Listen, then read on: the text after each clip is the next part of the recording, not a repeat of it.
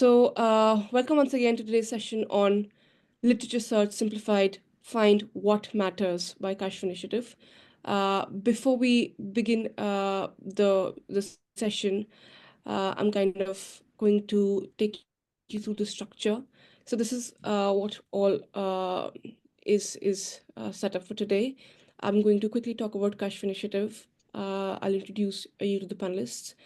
They'll talk you through the session objectives, why literature search matters, steps to conduct effective literature search, um, and then tips for effective literature search as well as leveraging AI because it is the AI age. So leveraging AI to efficiently search for the literature. And then we move to the Q&A section.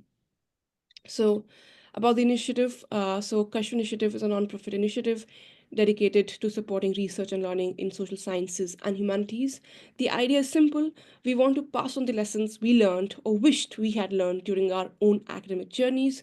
Our goal is to make the process of research and learning a bit more smoother, especially when it comes to the basics and foundational training. And to achieve this, we plan to offer sessions on research writing, methodology, tools, while also creating spaces for review and showcase of the research work.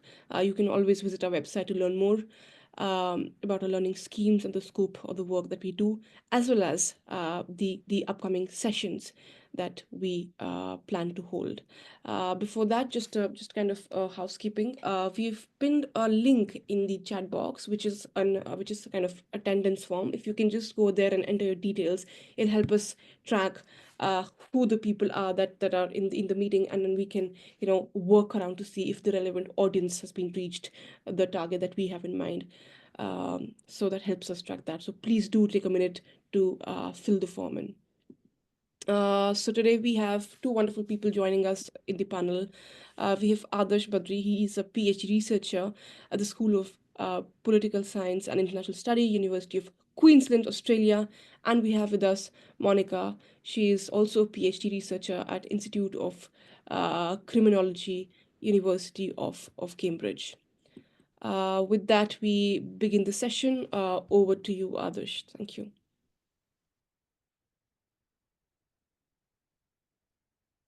Hi everyone. Thank you, Kash, for inviting me for this session today. I'll briefly introduce myself again. I'm a PhD student here at University of Queensland. I study how emotions shape societies. Specifically, I look at how emotions play a role in nationalist movements, anti-colonial nationalist movements specifically. With regards to today's session, we will discuss briefly about literature review. Could you change the slide? Or okay, all right. Yeah. So it will briefly involve discussing about tools and techniques to look at scholarly material. It also involves specific strategies to look at and organize resources. There are a few more goals which are specifically related to advancing tips to navigate academic databases with ease and methods to build a strong foundation for academic research.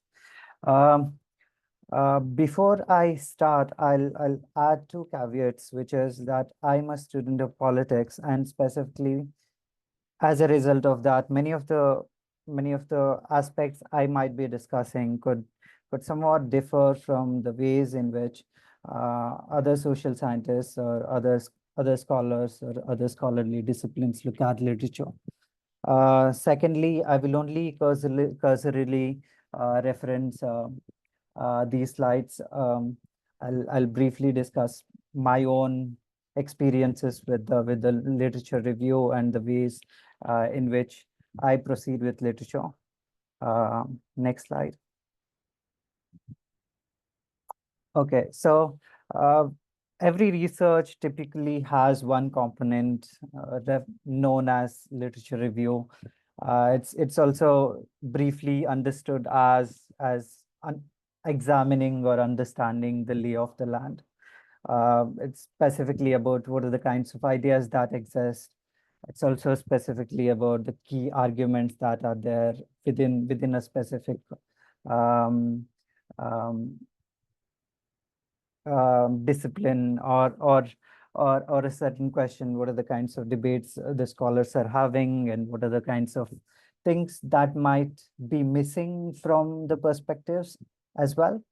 The point of a literature review is specifically to understand what doesn't exist in a literature, or what is it that we understand as gap, or how do we end up broadening a certain discipline, or how do we refine or shape, re-examine certain theoretical puzzle or a question, um, or to bring out a new methodological perspective, or maybe also to drive on a certain key component that you think might be missing in the literature.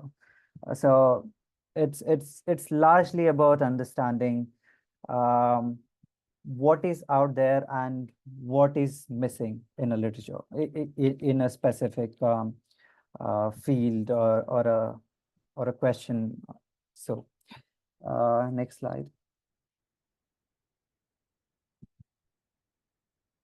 Uh, uh, Now I'll briefly discuss the kind of steps we take while doing literature review. Specifically, there are about six steps which are pointed out here: defining your research question, identifying keywords, synonyms, looking at databases, uh, applying, various search techniques, and evaluating sources, and so on. So what I'll do is I'll specifically pick out one brief topic I think I might be interested in, and then I try to dissect it and understand how I would go about doing a literature review. So let's say I want to study something like custodial deaths in India. So uh, yeah, firstly, I would just go ahead and understand the kinds of questions that exist in this topic. Perhaps say what are the kinds of ways in which police violence occurs in India, or what is the historical trajectory through which police violence occurs in Indian context. So to do a literature review, we would specifically have to identify the key terms that are in our topic. Say, for instance, when I'm researching on, let's say, custodial deaths in India, I'd specifically look at keywords like custodial death, or say police violence, and then I start narrowing from there and try to understand the kinds of um, questions that might emerge from the literature from there onwards. So, um, so understanding keywords is very essential for for doing a literature review. But specifically, it's also important for us to also know the kind of sources we might look at to figure out where are the resources to study this topic. So for that, you would again look at certain databases, or you would also have to do a broad survey of the literature, in a sense of understanding um, what are the kinds of arguments that other scholars make. Uh, could you go to the slide on academic databases? The next one. Yeah, all right. Yeah. So specifically to understand the places where we get the resources to do literature reviews. Um, Specifically, at least for my research, I broadly look at Google Scholar, JSTOR, and if I'm researching on, say, custodial deaths or police violence, I would also look at one of these research called annual reviews. Annual reviews are these um, it's a journal which publishes literature survey on all of the key articles that are published in that within that topic. So let's say I'm studying um, emotions and in IR. So there will be one article which will broadly synthesize all of the literature that exists in that topic, and it will give me a sense of what are the kinds of debate that exist in the literature, what are the kinds of arguments that exist, and so on. So understanding where to get the literature is very essential to figuring out and doing literature review. So for that, sources such as Google Scholar and JSTOR or other resources which I mentioned here, even ResearchGate, for instance, all of these Project Muse specifically for books and other resources which would be available with university libraries. Um, so all of these resources will invariably give us a sense of what are the kinds of resources we can actually look at and for our specific questions. Next slide.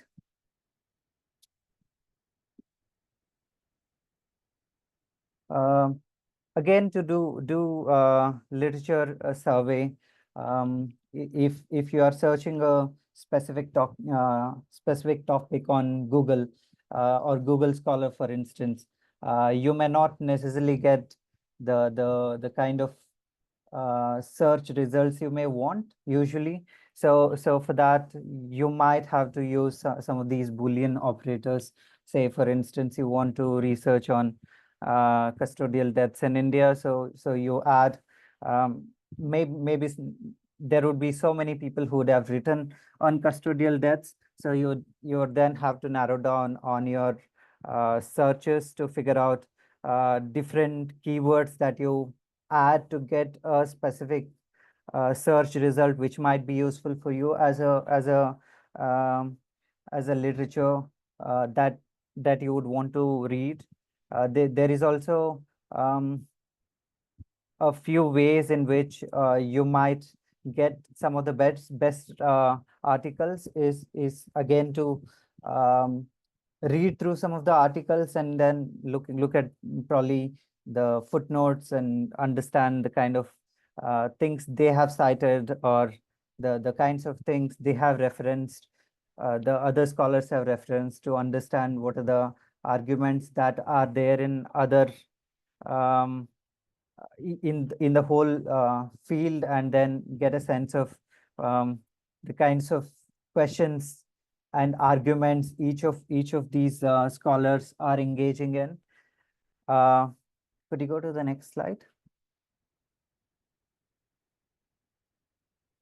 Again, these are again some of the terms, mechanisms through which you can refine your um, search results. For instance, when you search a specific term, it so happens that a lot of articles which you get are never really useful. So sometimes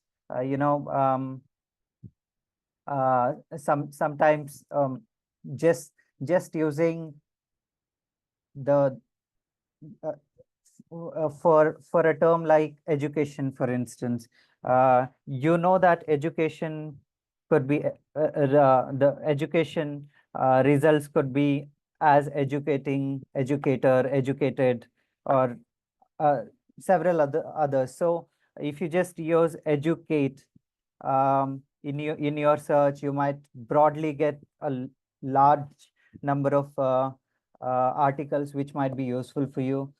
Similarly, these are some of the other mechanisms through which you would be able to refine your um, literature search. Um, One is exclamation, the other is plus, in a sense of, when you know that there are two connecting terms, you might as well add a plus to get yeah, get articles related to both of them in specific um, um, research articles. So using some of these um, mechanisms, you will be able to better refine your literature search. The next slide, please.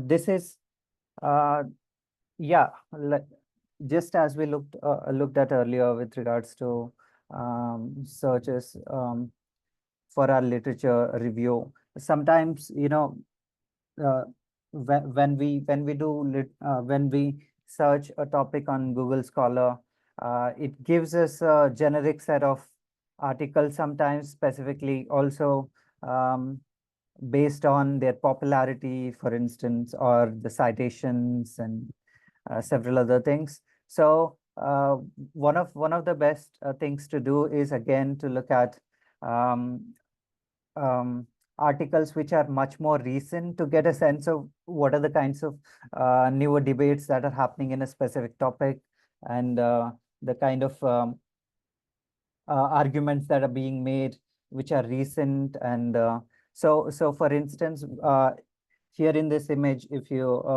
will be able to see that the articles could be um, narrowed down to a specific uh, period. For instance, you might as well search articles between 2001 to 2025, sorry, 2021 to 2025, to be able to get um, specific articles that might be useful for you and that are quite new, and you would also get a sense of the kinds of debates that are happening, which are quite recent. Next slide. Mm, Evaluating sources critically. So because there is abundance of resources available, just as you start doing literature survey, it's also essential for you to understand what are the kinds of articles that you would want to rely on, what are the kinds of articles you may just want to skip, for instance. So it is important for you to understand and see which are the articles that are given prominence within your field, or the author's credibility itself. And are the articles which are published, are they peer reviewed within the field? um, um, is the methodology relevant, or is it the right methodology? How recent is the publication? All of these aspects will just give us a sense of um, what to do with how to do our literature survey better. um, I think this is the last slide I was supposed to cover, but I think Monica will Yes. Yeah. Thank you, Thank you, Adarsh. Adarsh. I'm sure that people who are looking for, who have come to attend Literature Search Simplified would be interested, like some of you who are already doing research might be interested in knowing more about literature review. I think we have done one session on that, and you can, go I think we'll shortly be uploading, we might be uploading it on YouTube, so you can attend that. But let's focus more on how to search literature, even for students who are just writing term papers. This is useful. Sana, if I could just request you to go to side number 15 once, because this is something that I've recently learned. So I thought that I could just emphasize a little bit on that. Sure, Um, just tell me when I need to stop. Okay, I'll go back to the slides. sure. Just stop. Yeah. So over here, so generally, like we are, doing a simple search online for a topic that we are interested in. So, for instance, let's say if I'm working on factors related to rape prosecution in India, factors related to rape conviction in India. So now the thing is that there are two, three things that we need to keep in mind when we are searching for literature online. One is that try to eliminate verbs and uh, prepositions as much as you can, and just focus on the words that are so the central concepts which are important. So for instance, if I want articles on factors relating to rape prosecutions or rape convictions in India, so rape convictions India, these become important words that I need to write in the search box. Now one thing to remember is that there are certain operators that you need to be careful with. So for instance, if I want article both on rape as well as sexual violence, so I would say in the search query, I would write rape and sexual violence, right? So I will get results for both rape and sexual violence. A number of times, what happens is that when you write rape or when you write so for instance, when I write sexual violence, then there might be a lot of articles which are coming on rape, but probably I'm not interested in studying about rape but other forms of sexual violence. So there are two things: one, that you can do sexual violence, not rape, so then only results on sexual offenses or sexual violence would come, which might not have to do with rape. Here the example on the slide is of nutrition, not diet. So for students who are working on nutrition but do not want to hear about the specifics of diet, so they can eliminate diet from the search. Similarly, you can use or. So for instance, if I'm wanting to study all forms of gender-based violence, so if I just write gender-based violence or sexual violence, then probably literature which are recorded in the name of, so the apps, if the abstract uses the term rape, it would not show me in the results, right? So then I should write rape or gender-based violence or rape or sexual violence. So these are a few ways in which you can make sure that you have all sorts of topics covered. Or if you want a very focused kind of results, then you can use corresponding operators. Sana, if you could just go to the next slide. Yeah, I think Adarsh has kind of covered this. You can just use, so this is something completely new to me, so I did not know about this before, but this is so helpful. So for instance, similarly, so for instance, if I just write violence against women, I might not get many papers which might have women in the heading and not women, right? So just put a question mark over there, or maybe the new literature which is dealing with the question of kind of challenging the category of what a woman is. So then they tend to mention WOMXN, so something like that. Similarly, for organization, organization, if you have to cover all those words, then how to kind of use different truncations and wildcard. These are some examples. We'll also be sharing the PPT with you, so you can just go through it again. Next slide. On Google Scholar Search, I just wanted to say that over here as well, you can be very specific about what what input you're giving for the search. So, for instance, the one that Adarsh very rightly mentioned about. If you want to know, so when we are trying to cover literature, there are two things that we are trying to do. One is that what is the most recent and the new kind of debates that are happening in that field, and one is that you need to know about the authoritative classic kind of works that have happened on that particular topic, right?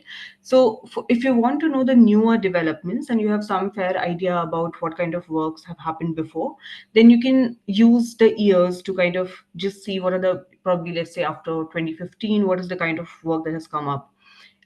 It becomes specifically very important when you know there's some landmark year after which the literature that you're searching for might have changed, or the kinds of debates that are happening in the area might have changed. So for instance, again taking the example of rape, if I want to know that what are the kinds of feminist debates or feminist conversations which are happening after Justice Verma Committee report, which happened in 2013 after the Nirbhaya rape case, many of you might be aware of it. Then if I just put since 2013, and then if I search articles on rape laws in India or rape reforms or feminist engagements with rape reforms, then I would get to know what are the debates that are happening after the 2013 amendment, right? So, in that context, it becomes particularly very important. Um, Also, you can also, so if you make a profile on Google Scholar, there's an option to also create alerts. So you can create alerts by putting in certain tags. So for instance, it could be, if you're working, if let's say I'm working on rape, then it could be feminist legal studies, rape, sexual violence in India, so things like that. So you can create alerts over there. Uh, Using quotation marks can be also very helpful. So for instance, let's say, and this becomes more helpful when you are at a slightly advanced stage of your finding literature. So for instance, let's say if I have some idea about, okay, so the kind of work that have happened on rape in India, I know about that, but then now I want to specifically learn more about rape adjudications. So then I would put rape adjudication in quotation marks, so that the so Google Scholar would search it for the specific phrase, which would be only on rape adjudication and not everything on rape. So in that sense, you can make your search more focused. Next slide, next, and on 19 we can just come to the next slide. Yeah, yeah. So now, there are ways in which you can broaden your literature search. So, let's say you have some idea about what the most important work in your field is. You can also get this idea through use of certain tools, which we'll come to later in the presentation, and we'll do a more detailed session later on. We can do a more detailed session if there are students who are interested in knowing more. But there are ways in which you can broaden literature based on the limited literature that you are exposed to. So, for instance, let's say, so first let's discuss citation chaining. What is citation chaining? So you can go move backward or forward with your with the work that you're with, let's say the article that you know of. So let's say if I'm working on rape trials in India, and I know of Pratiksha Bakshi's work on rape trial, then what I can do is that I can go to the references, the bibliography that Pratiksha Bakshi's work has, and then see that what are the works that she has cited. So this will help me, get exposed to related work which I might not independently discover. Uh, and the second thing you can do is that, so this would be works which have come before Pratiksha Bakshi's, right? And that is how she is able to cite those works. But you can also do forward citation chaining, which is basically if you are reading a work which you know is very relevant to your own project, then let's say Pratiksha Bakshi's work on rape trials in India, then I will see that which are the work which have cited Pratiksha Bakshi's work, right? So you can also do forward chaining of sorts to find other relevant articles. Again, there are tools for these. So, for instance, there's one. I think Research Rabbit also uses citation mapping to find similar works, but we'll just come to it in a while. Then there's review literature reviews. There are work. So one is that you have to do literature synthesis. You have to bring various sorts of literature together. But there are some works which have already done that. So there are some review essays. Generally, there are many journals which actually don't accept book reviews, but they accept review essays. So then you can read those review essays on areas that you are interested in to get a sense of the field, that what are the most important works that people are citing when they are writing a review essay, right? A related thing to do is to also use handbooks. Oxford Handbook and companions are very useful in understanding any particular topic and in starting off even to read about a particular topic. This is helpful for even undergraduate students, probably more for them. So, for instance, let's say if you just look at the contents of the Oxford Companion to Indian politics, the how it helps is that on any particular topic, the person who has written that essay would be the most one of the most authoritative voices in that field. To give you an example, in Oxford Companion to Indian Politics, I think the chapter on caste movements is written by Surinder Jodhka. Now, people who are from sociology and political science field know that Surinder Jodhka is one of the first people you will read when you are reading about contemporary debates on caste, right? Similarly, Gopal Guru has written an article on social justice.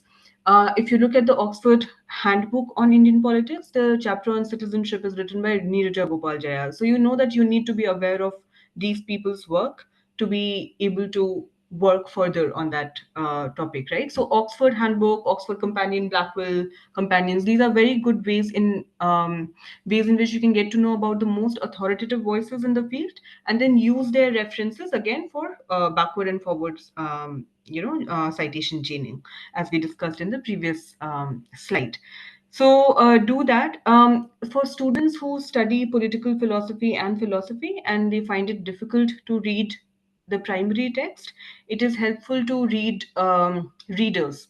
So, for instance, if you're reading Foucault and you're having a tough time understanding him, you can, instead of directly reading Foucault first, which is encouraged, but let's say if you're having a tough time, read Paul Rabinot first and then go to read Foucault. Similarly, there are readers for other scholars as well. There's one for Gramsci, which was extremely helpful for me when I was writing a paper on hegemony. So this is one thing. The other is stay updated.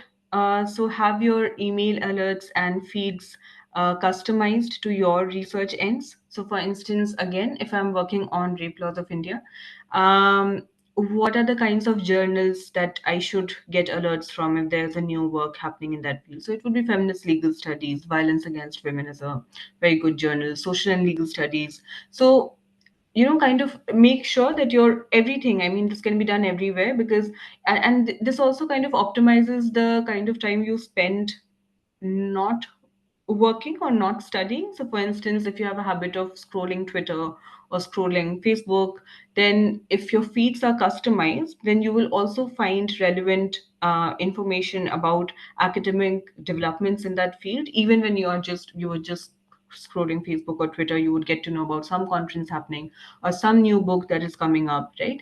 So in that sense, it is helpful to do that. We just discussed that you can also create alerts on sites like Google Scholar. You can also, so for instance, if you make, I don't know if you have covered it in the next slide. Let me just check. I don't know. So I'll just mention it right now. So let's say if you have if you search paper online, a number of times we get access to online papers through ResearchGate or academia.edu. So once you make a search over there and you have kind of made a profile with them, they also start giving you notifications, email notifications, if a related article is available on their website. So for instance, when I was working in my MPhil on rape harms, the harms of rape and the phenomenological experience of the harms of rape. I mean, how is rape experienced as a harm by survivors? A lot of literature would come around body, subjectivity, and just rape harms, consent, and all of that. So then you get, because like you're getting it on your email, you have a tendency to just go and see once what it is about. So it will give you some idea about, you will constantly remain engaged with your literature even through other sites and sources. So that is one thing to do. Next slide, Sana. I think you have already come to the next slide. No. Yeah. So ways to organize literature. So now one thing is to search literature, but then you also need to be organized about it. Many of us still are not, despite being at the PhD stage. So it's completely fine. Like, take it at your own pace. Sometimes many of these tools that we'll be mentioning, you might not know about it, and there might be a hesitation to learn at this stage. To, I mean, completely sign up for a new thing. But do it. I mean, it makes your life easier. But even if you don't do it, what you can do is that you can replicate the methods these tools are using in doing things that you otherwise do. So, for instance, let me give you an example. So, the first is using reference management tools, right? So, a number of times we have read a lot of articles, we read it, we forget about it. It has literally happened with me that I have read an article, and then somebody asked me that, have you read that? And I said no, and then my friend had to remind me that you have read that article. So, so it's not a good thing, right? If you have put in labor and time in understanding a particular topic, you should remember that you have learned it, and there should be some database, some key takeaways from that, right? So,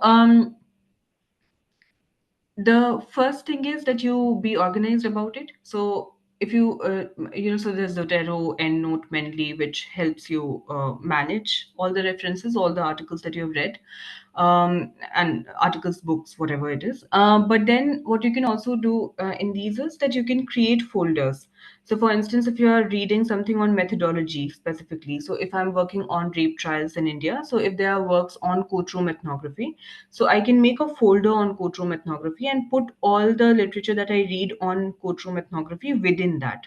If I'm reading something on just rape in India, on the violence of, the act of rape or the violence involved over there, so I can just keep it on rape in India. If there are official documents that I'm reading, if I'm reading law commission reports, if I'm reading PLD archives, PLD is just one of the think tanks of sorts which have a section on feminist archives. So they archive a lot of movements that happen around violence against women, along with other, of course, topics. So then I could have one folder on just, official reports and archives.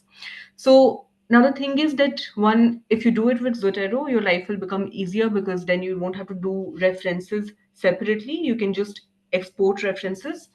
But let's say if you're not doing it, if you're not using Zotero, you can use the same technique in doing it just on your desktop, right? Like normally. So for instance, you can make a folder for your PhD. Within that folder, you can make subfolders for these separate, themes within your PhD. So that is one thing. Categorize by themes or topics. Group articles based on key themes, as I just discussed. If you have something on methodology, there's something on findings. So there are reports, let's say, or you have done your field work and you have found something. So you can have a separate thing on findings. So just like that, like just identify themes and aspects of your research and make separate folders for that. uh, Create a literature matrix. So this is something that I've not done, but it seems very useful. That so if you take a Excel sheet, and what you do is that if you're let's say if you're sitting to write a term paper, which is on impact of gig economy on labor or on work, on how we understand work.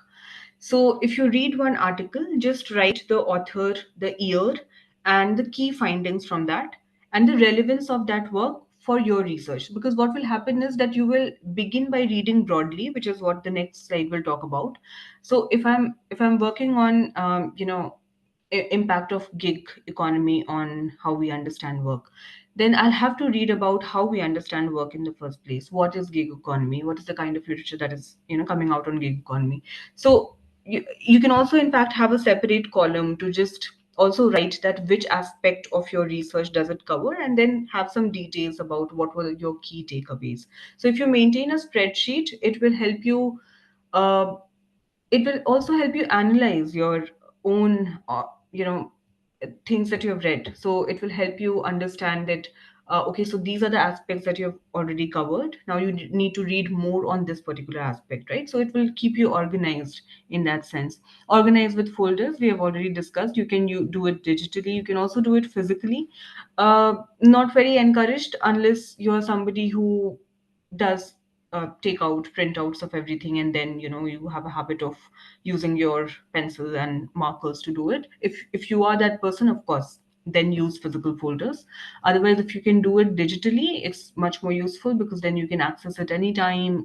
It will always remain with you. So yeah, highlight and take notes, of course. I mean, whenever you are reading an article, never do passive reading, always do active reading. um, ha- there are two ways of doing active reading. One is that, of course, you will highlight the most important things, but always try to summarize key points. Now there are two ways of doing it. If there's one article that you know is very important to your work already, then you just do it for every paragraph. That after every paragraph or after every page, you just write 2 or 3 lines about what this page was about. And you can do it for every page or every paragraph or maybe every subsection, right? What you can also do is that after you have read the article completely, just write one paragraph about what was the key, the most important point or the highlight of that article for you, right? So, review and update regularly, keep literature current, removing irrelevant sources and adding new research. Yeah, so we have discussed ways in which you can keep your literature current, right? So try to search for the most recent works that have happened. You can use Google Scholar and the search filters for that. You can also,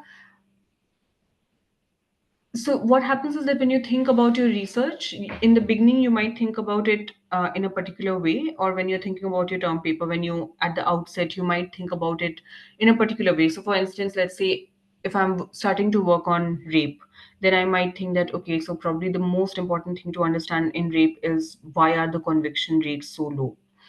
But maybe if I start reading about it, I might want to know more about not so much why are the conviction rates low, but more about, let's say, uh, who are the people who are who are these people who go up with the complaint of rape. So the social lives of people who experience rape, or maybe also the perpetrators, right?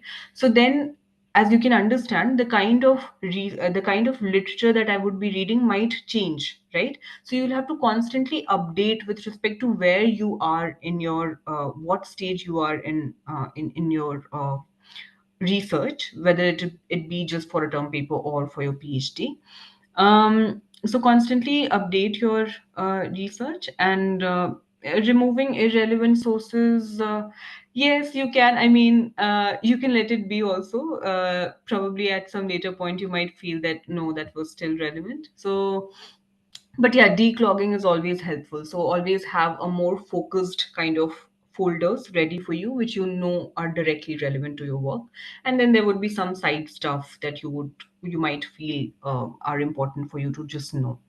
Next slide. Tips for effective literature search. So yeah, so this is what I was talking about, that when you start reading, you start broad, right? So if I'm working on role of gig platforms and redefining work or redefining gender roles, then I will read on work, I'll read on gender and work, gender expectations and roles, what are gender roles. I will read on gig economy, I'll read on technology and labor. So you will read on meta uh, areas first, and then you will narrow your focus, right? um, Refine keywords based on your results. Read abstracts to assess relevance, and read thesis government reports. So there are two things to remember, that whenever you are searching a literature, what happens is that, especially in journal articles, what they do is that, if you have noticed that in journal articles there's an abstract and then there are keywords in the abstract, right? After the abstract, sorry, in the journal. So those keywords and the content of the abstract are actually, uh, what do you say, the points through which the search engine searches relevant literature when you put a feed, right? Now what happens is that, if you uh, if you want to find the most relevant abstract, you will have to make sure that you are putting in the right keywords, right? So if I am writing gig economy, if I just write gig economy, I might get many articles which might be absolutely irrelevant to my concerns. So, for instance, I might get article on the correlation between rise of gig economy and growth in foreign investments, right? So there are two things to do. One is that you have to constantly refine the keywords that you are putting in.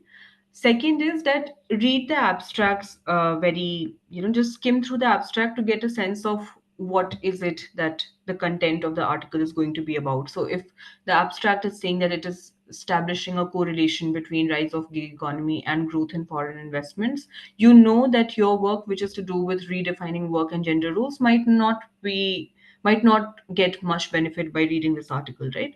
So you can just skip that article. So just learn to do that.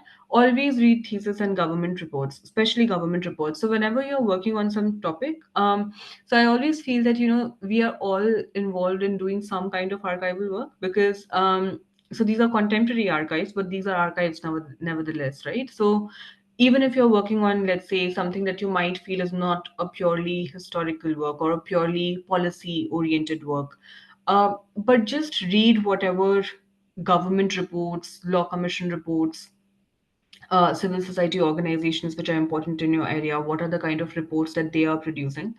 Because what happens through that is that you get a sense of mm, what is the reality of that particular thing that you're wanting to work on, and how is that understood by these stakeholders, right? So what is it that the civil society organization is interested in knowing more about gig economy, or with respect to the realities of gig economy, what is it that is bothering the civil society, what is it that is bothering the government, what is the government reports focusing on. And of course the findings are also very helpful. Sometimes the government reports become the basis of new research, right? So do that. Thesis reading is very helpful. It is also helpful for locating literature, for searching literature. So what happens is that when we are in the process of writing our own work, we are trying to bring different literature together, but there's somebody who has already done that, who might have worked in a similar area, right? So it's always useful to access student thesis through websites. So, for instance, I know that in UK there are universities which make the thesis public after 5 years of submission of PhD. That is the period given for the students to publish their work if they want. But after that, they don't have the right to keep it to themselves, so they have to publish it. So you can go to university websites and search for student thesis on relevant area. You can in India it's Shodh Ganga. I don't know how updated they are now, but they are supposed to upload thesis by students on the website. So these are a few things that you can do to make your literature search effective. Now, use of AI. I'll just display it on the screen for you. These are a few sources. Next slide. Yeah, a few sources, tools that you can use for finding literature, managing literature. Um, just I mean we'll be sharing the slide with you, so you'll have it for searching for yourself later and seeing what works for you. But I'll focus a little bit on Research Rabbit. So Research Rabbit helps researchers to discover academic papers and explore connections between various research topics. So now what Research Rabbit actually does is that it makes maps and lists to show connections between authors and their works, and it also provides recommend customized recommendations based on the literature that you will upload, right? So it also uses citation based literature mapping. So if the work that you are uploading have certain citations which would direct you to other relevant work, so they will so that tool will do that work for you. And at the same time it is using many other ways to make you reach the relevant other options, right? So one way is to do it manually, to go to the bibliography and see. The other way is to use these tools and do it, right? And these are more effective and less time consuming. Just the next slide, it kind of shows, just gives an idea of how Research Rabbit works. So this is the paper on mapping and doing critical geographies of home, which is a paper which is, let's say, uploaded, or it is suggested by you. And then, as you can see, it generates similar work, the references that this work has cited, authors. So you can search through authors also. So it will kind of create various verticals along which you can do further research around the same topic. And then it also creates a map of sorts, as you can see on the side. It will show you the most relevant article, um, uh, and then various other, these dots are various other articles which are relevant. There are other AI tools which also do it. So, for instance, I think there's one which also tells you that which are the articles which are most relevant to you, and then they will tell you like other, relevant articles. So, just you go through these examples. There's lit maps which visualizes and connects research papers, creating a dynamic interactive map of a researcher's literature. There's Cite.ai, which help researchers discover, analyze, and evaluate academic papers more effectively.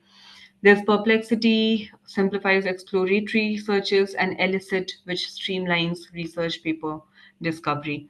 So we will be giving an interactive kind of handout after this session, which you can use to understand more and know more about these AI tools, and we can also do further sessions dedicated on the same. But this was more generally about how to search literature, which might be relevant for you. Uh, we are happy to take questions and know your specific queries. Thank you so much.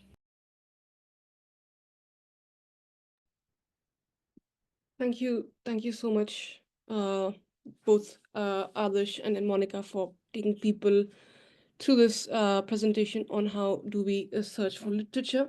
So before we open the floor to question and answers, which is the obvious step to do, just few points I want to kind of flag in here. One is that searching for literature is different from doing a literature review, and we will be doing sessions on literature review hopefully in the coming months. I think we're doing one in March, definitely. The posters will be out soon, so please be on the lookout. And all of these guides, all of these PPTs, all of the resources will eventually be uploaded on our websites. If you go to the website, there's a section on resources. And then in that section, you can see the different sections, which subsections, which further take you to the relevant resource materials. So please keep searching uh, um, uh, as we go session to session on the website. Uh, and while there were different terms that came up, I'm sure like the AI tools and databases that we use to do literature search, these tools also we will hopefully cover in different sessions, do more targeted discussions, particularly on those tools and databases. Now, with that, we open the floor to question and answers. If you have questions, please feel free to drop them in the chat box or raise your hand or ask them here. The floor is now open to questions. There's one in which has been DM'd to me. I can read it out if we don't have any pressing queries till then. Okay. So the question is, how do I ensure, and it's an important one, how do I ensure that I'm not overlooking important sources during my research? Monica, Adarsh, do you want to take a shot at this? Yeah, I mean, one way is that I think it helps to just start reading from wherever you are able to get some source. So, for instance, let's say if you're reading, there might be a set of articles that you are able to access, and you know that these are important for your work. What you're worried about is that how to make sure that you don't miss the most important work, right? So, there are two, three ways of doing it. One is that see which is the work which are repeatedly cited in the various articles that you read. So, the recurrent works which are coming up, so read those. The other thing to do is to look at mm, I mean, there are two, three ways. One is that you can do that. The other thing is to just talk about it to your fellow researchers and to your supervisor, or to teachers who teach you on that topic. They will tell you about who are the people that you are supposed to read if you are reading on a particular topic. The third thing to do is to also see, like, keep yourself updated with probably like just try to read headings or themes of conferences. Sometimes they direct you to important works, so if you just read the concept note of some conference, so they highlight some of the important works that have happened on the field and how are they wanting to take the conversation forward. So that helps. What else can be done to not miss the most important work?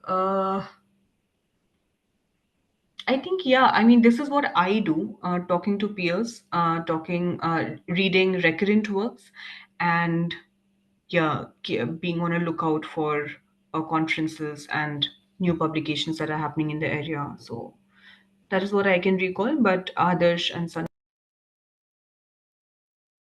Uh, yeah, adding to that, I specifically look at some of the journals which are relevant to my field.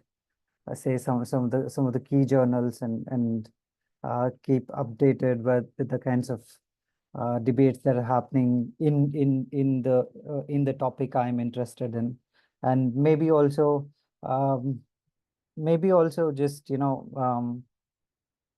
yeah just not necessarily think of literature as specifically emerging in specific journals, but to find it everywhere. My since I do a little bit of interdisciplinary research, so it so happens that my supervisor tells me to, it doesn't matter whether it is just a magazine or a article which is in classifieds or wherever else. If you find something relevant there, just pick it up and then figure out the mechanism through which to understand the kinds of debate that is rising, and how that fits in with your understanding of the literature. Yeah, yeah. Yeah, thank you. Just to kind of add to it very quickly. So, see, if it's an important work, chances are that it'll be cited in most of the works that you are reading if you have an updated literature database, right? And how do you have an updated literature database? You go to Google Scholar. Google Scholar is a site which houses all important academic works. It has this time thing where kind of give instructions to it that I want articles after a particular time period, right? As we just saw. And when those articles start coming up, if you see there are works which are being repeated, which are recurrently appearing in searches, in the bibliography of the works that you're reading, in the discussions of the texts that authors are doing in their papers, right? They're quoting someone, they're citing someone again and again, that works become recurrent. It's the important work, and that's one of the chances to not miss out. Just be more observant to what you're reading. I think that's one of the ways to do it. Okay.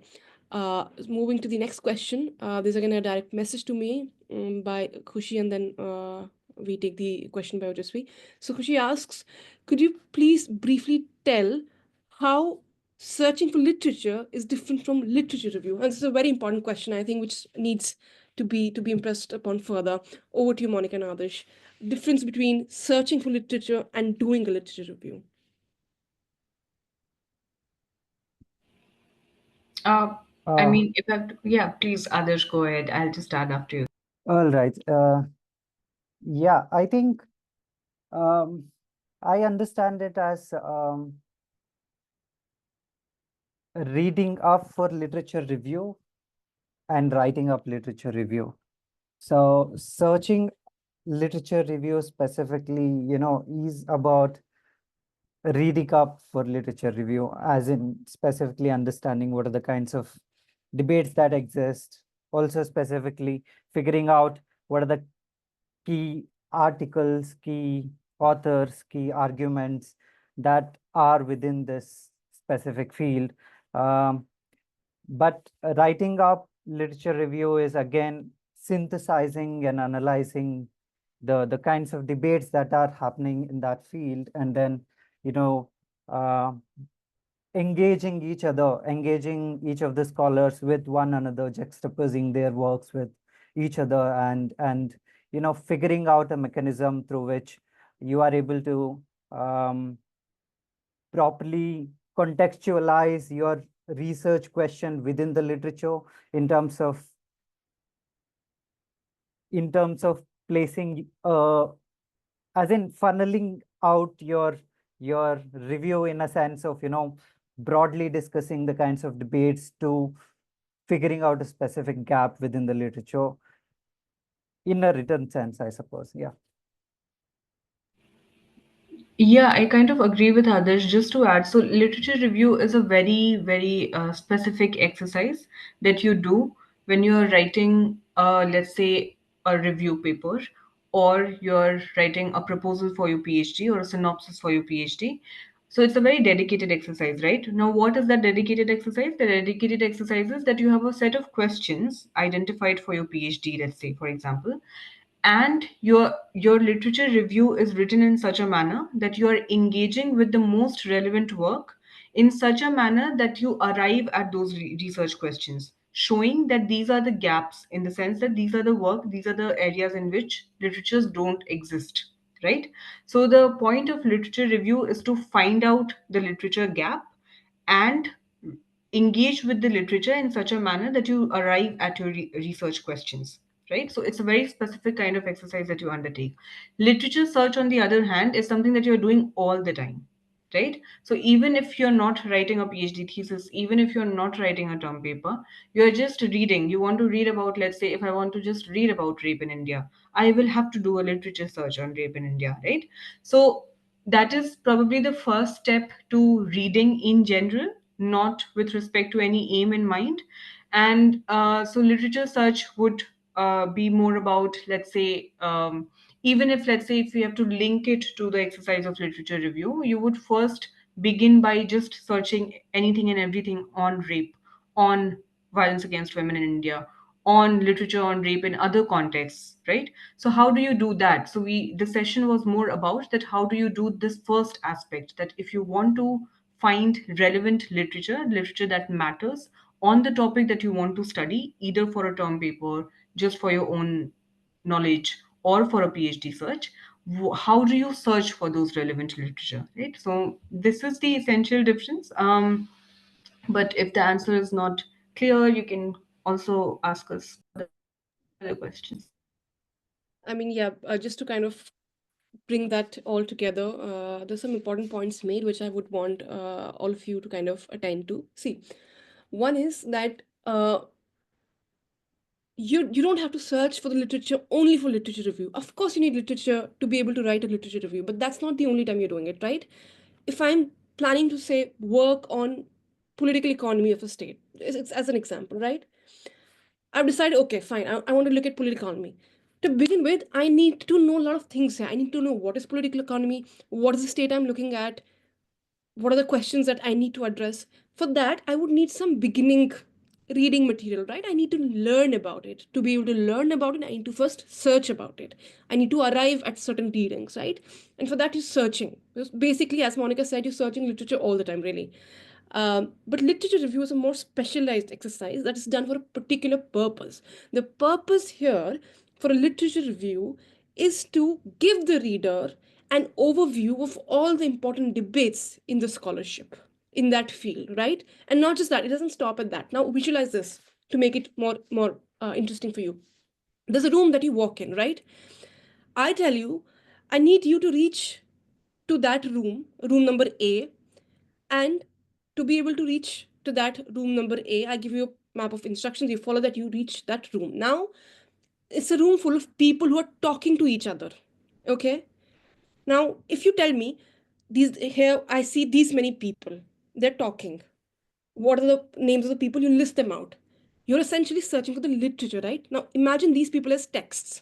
These are the texts that exist out there in room number A, which is basically your topic, and these people are talking to each other, but these are the texts, right? uh, this is your literature. You've been able to arrive at the literature list, but these people are talking to each other. Now I tell you, these people are talking to each other. Please tell me, what are they talking to each other, right? And you kind of then try to understand the conversation, the dialogue these people are having with each other, the debates that come up.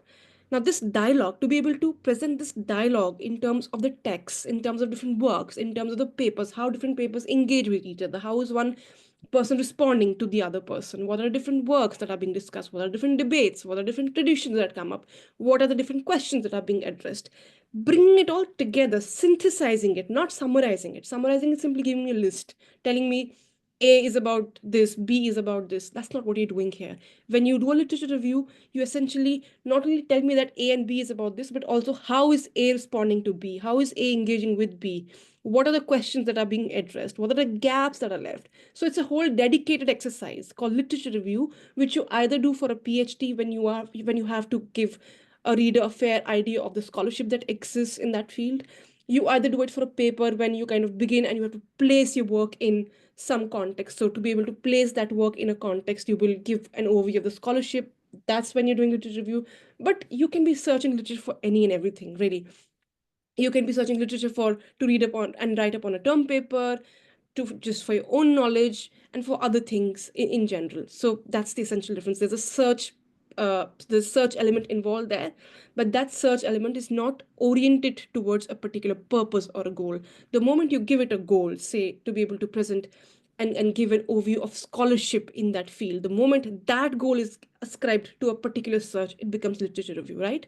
Otherwise, all searches are literature searches, but the moment you are doing it to give a broad overview of the scholarship to a reader, it becomes a literature review. I hope that helps. Okay. Now, the question is, next question is, hi, John, a little late. From the slide where you were speaking about using and or in the literature search, wanted to know if that's specific to Google Scholar. I'll just take that question quickly. As far as I know, yes, it's very specific to Google Scholar. And I'm sure other journal databases also would work with certain Boolean operators. Now, what are Boolean operators? These are basically the and or things, right? The binaries and or, that's how all number systems started, just a trivia. But and or are your Boolean operators. They are called Boolean operators, and they work on certain databases. Google Scholar is that one database. It's a site. If you simply Google Scholar, you will be taken to a page where you can basically search and put your keywords and search for all literature. And if you use and or, it helps you refine your search, and it is specific to Google Scholar, as well, as far as I know. There could be other databases also. I'm happy to add to that. Okay. So we further move to the next question. How to know the authentic journals of one's field? There is plethora of material online. So it's that, you're overwhelmed with literature. How do I know which are the authentic ones? Over to Adarsh and Monika. Um, well, I think one of the places to look for authenticity of journals is there's this website called simago.org, I suppose. It's that's usually where I look for journals authenticity, for instance, in order to get a sense of what is the kind of ranking it has, but also specifically to understand which which field it actually has prominence. Some of the journals, for instance, might be very relevant in history, but they may not be useful in political science, although they do publish in both of those areas. So it's also useful and important to understand the differences between um, which journals are given more prominence and which are not. So I do use Scimago to get a sense of that. Yeah. Adarsh, could you please write that maybe SciMag in the chat All box? right. Yeah. Yeah, Monica. so I was just saying that I mean, one objective way is to see whether this journal is Scopus indexed. So if it is a Scopus indexed journal, it is definitely an authentic journal. Now, whether it is relevant to your field or not, that you will only understand, on reading more. So, for instance, let's say if you're reading one article on rape violence in India, then you will just look at the references. It always helps to just look at the references. So you would notice that the kind of work that you are reading is appearing again and again, let's say in feminist legal studies or in the Violence Against Women journal, or so in the references, these journals are coming up, right? In the bibliography. So that is one way in which you can get this idea that okay, this is one journal that I need to read if I'm reading in this area. um Scopus indexed journal area based on, I mean, the references of the articles that you're reading or the books that you have read.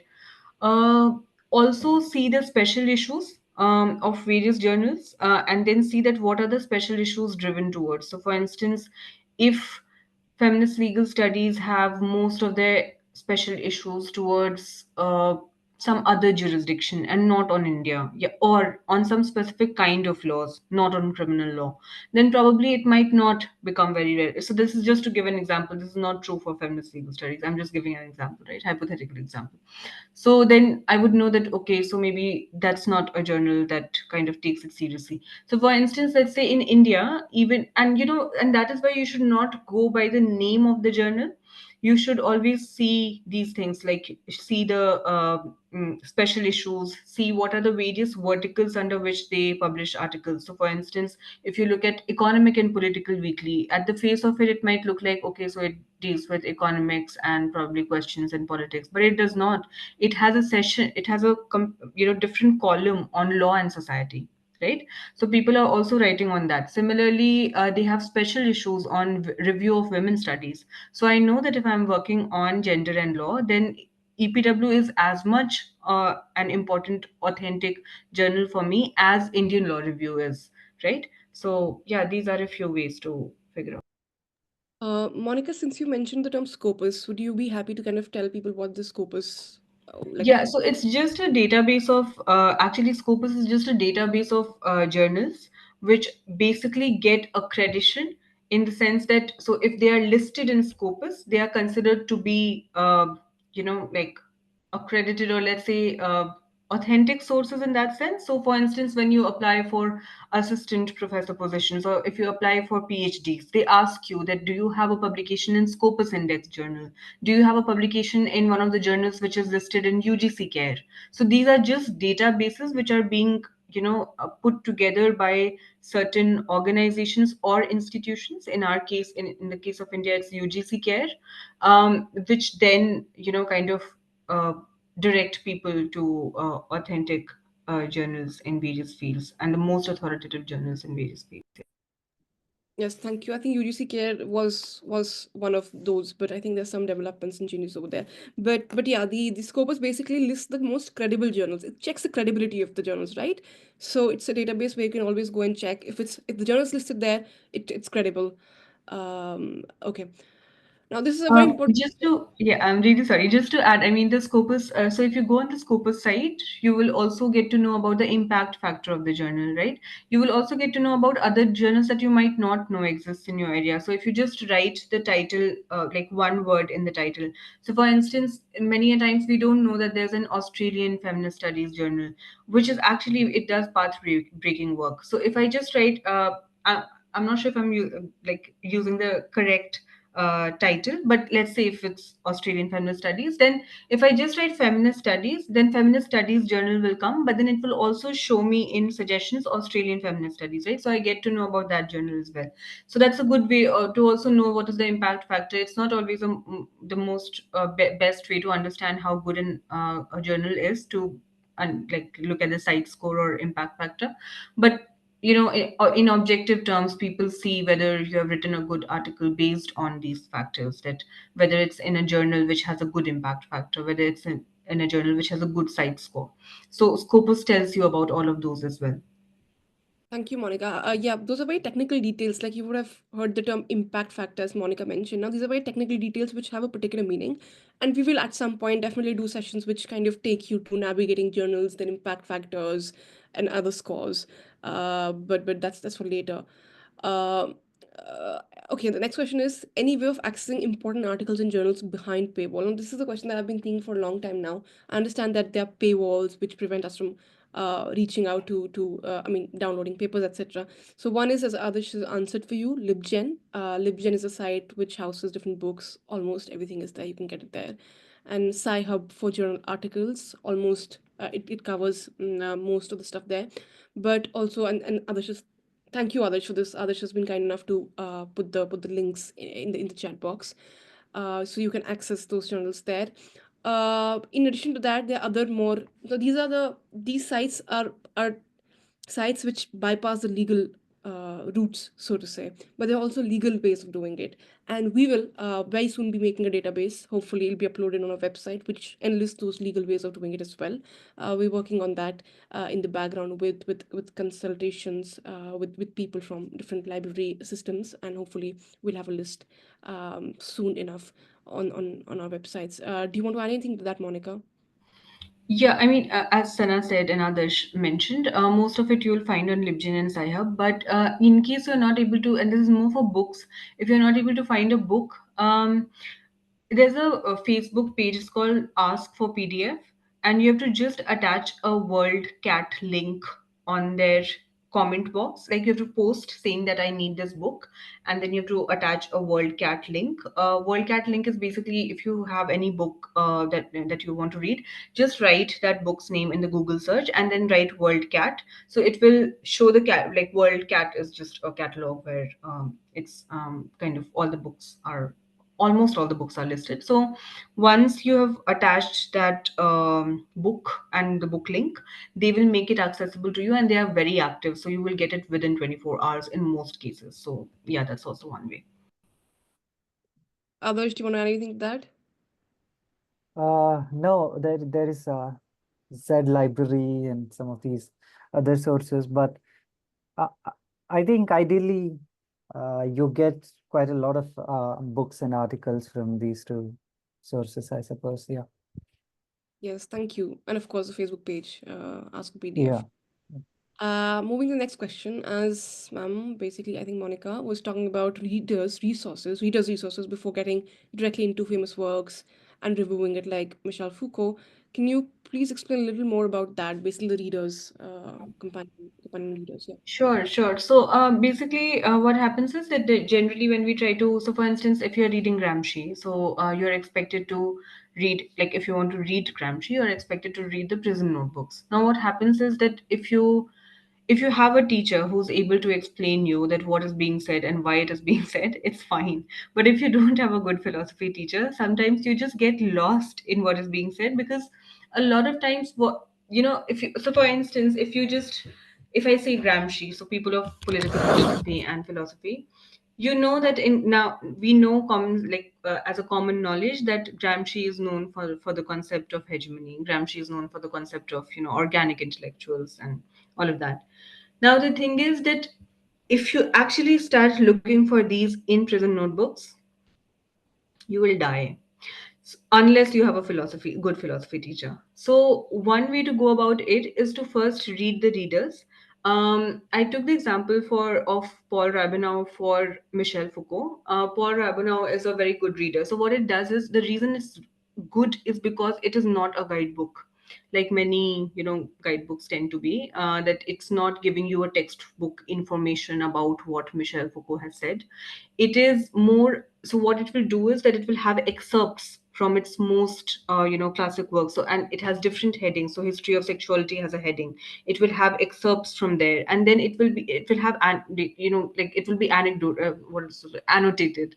So you will have you will understand that this is being said in this particular context. At the same time, you're also getting to read excerpts from the main text. So there are some very good readers that you can first read to get a sense of what work is written from what perspective and what to find in what work. So Foucault's Madness and Civilization is completely about something else, and History of Sexuality is about something else. So if somebody has told you that you need to read Foucault, then what to read in Foucault? So for those things, readers kind of is a good hand-holding mechanism to introduce you to scholars. But then, of course, read the original book also whenever you can.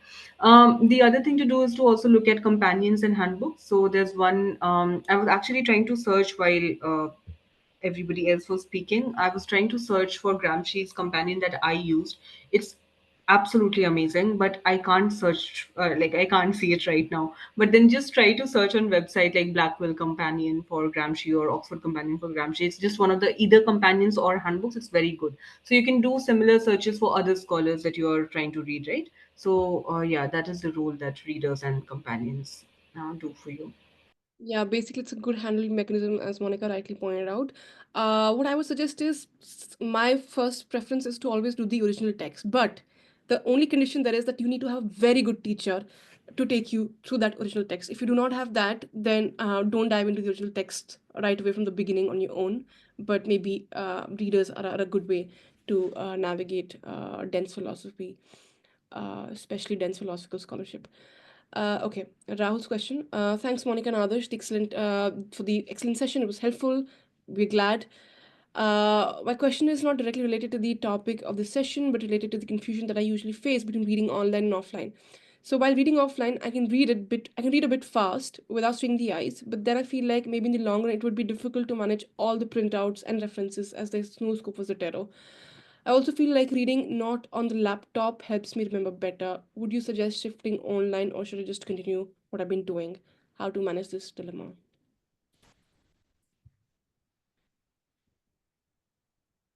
I mean, it's a very, very personal preference, I would say. Don't shift online only because everybody does everything online.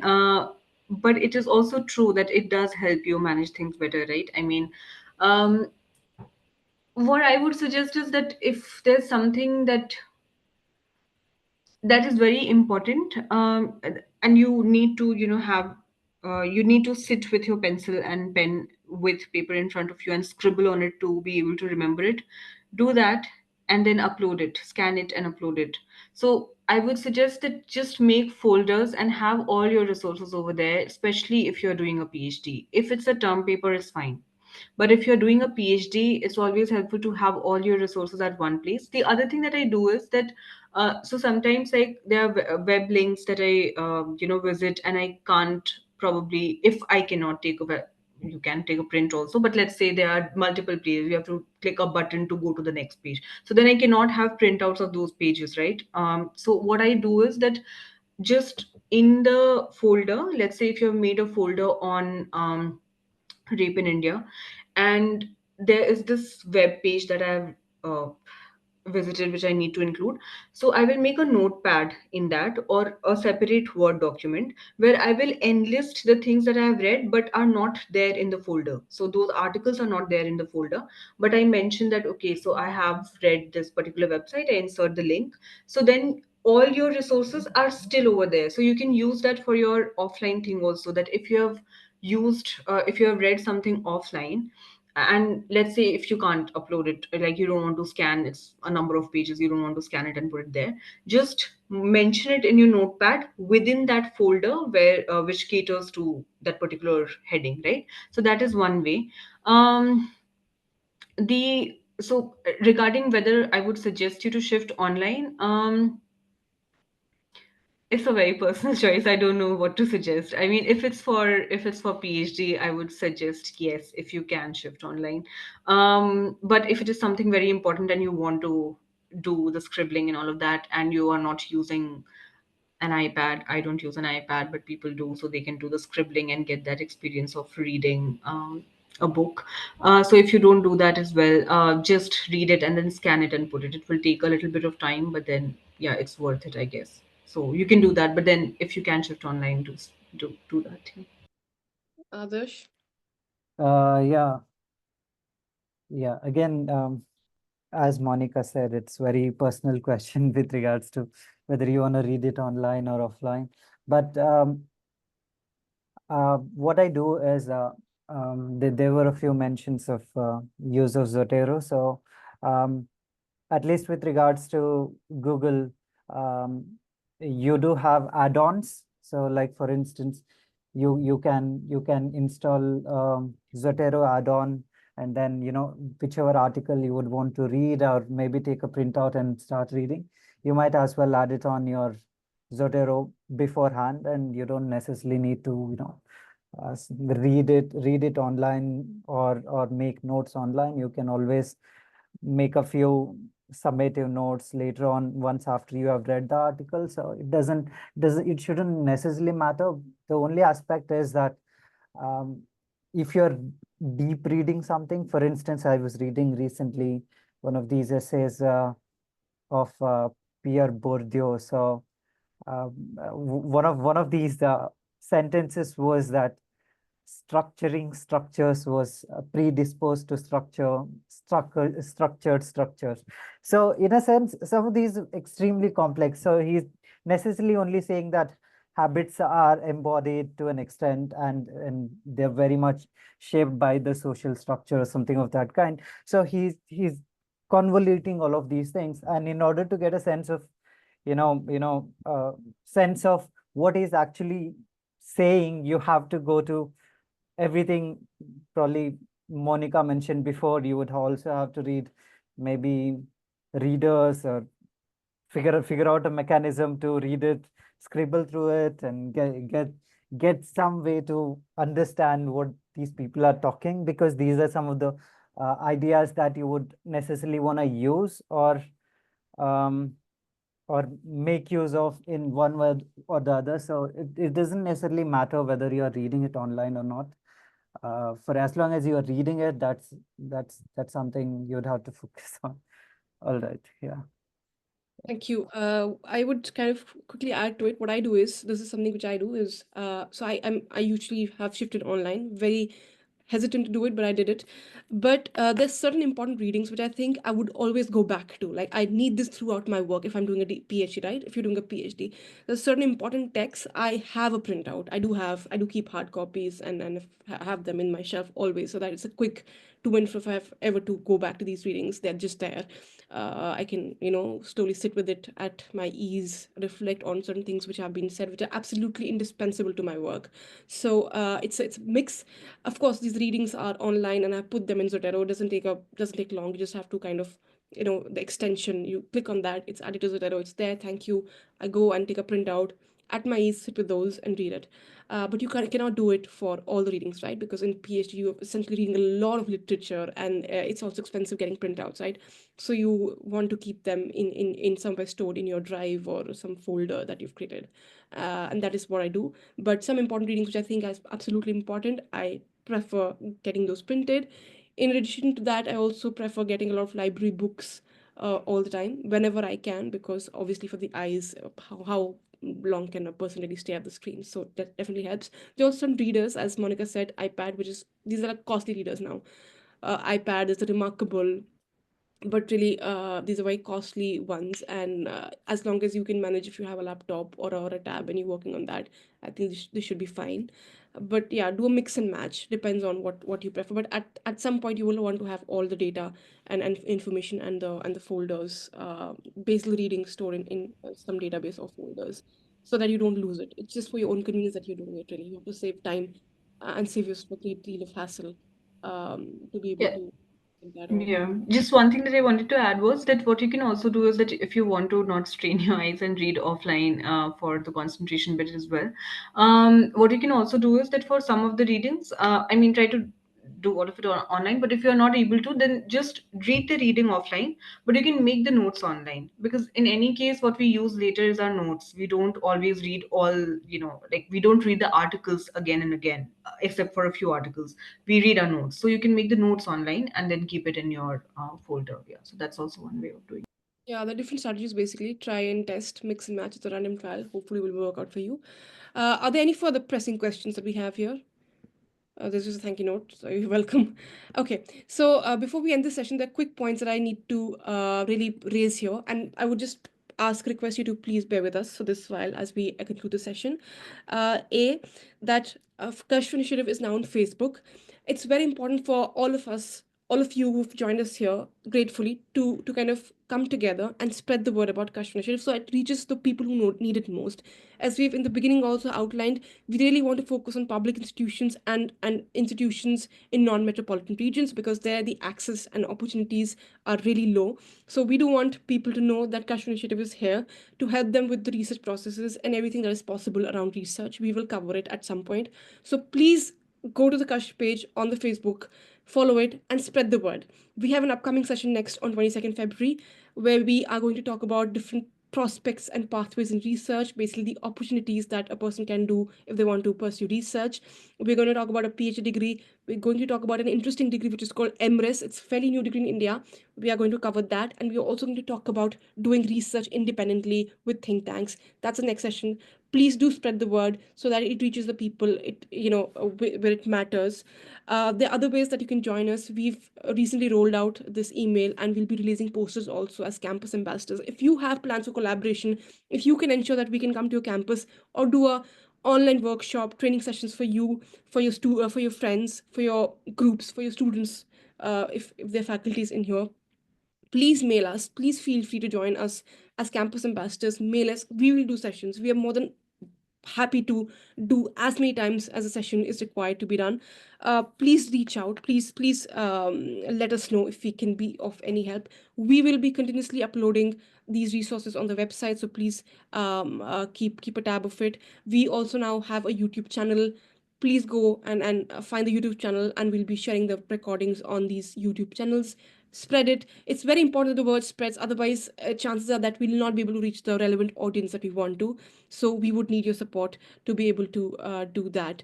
Now, before we end, I also want to extend my heartfelt gratitude to our panelists, Monica and Adarsh, for the time and their valuable insights, and all of you in the audience for your participation, especially to those who've decided to stick longer here. I also would like to thank the team members of Kashf for all the work they put in to make this possible. It requires a lot of hard work and commitment for people to, give time beyond their working schedules. We will also shortly circulate feedback forms. Please take these feedback forms seriously, because we do want to know how we're doing and what we can do better. So do take time to fill in those. It helps us a great deal to improve our work. If you have any queries or would like to reach us out, please feel free to email us at contact@kashfinitiative.com. I have posted the email ID in the chat box. For those of you who want to stay updated about our future events and resources, please subscribe to the newsletter by visiting our websites. It's the best way we make sure that you don't miss out on any upcoming session and opportunities. We have the next session coming on 22nd Feb. Um, Also, if there's a topic related to research that you want to us to address, please write to us. We are more than happy, as I said, to organize these sessions for your college, department, class, or even a small group. Our goal is to make these as accessible and relevant to meet your needs, and that's exactly why we decided to record the sessions also. Yes, so with that, we come to the end of this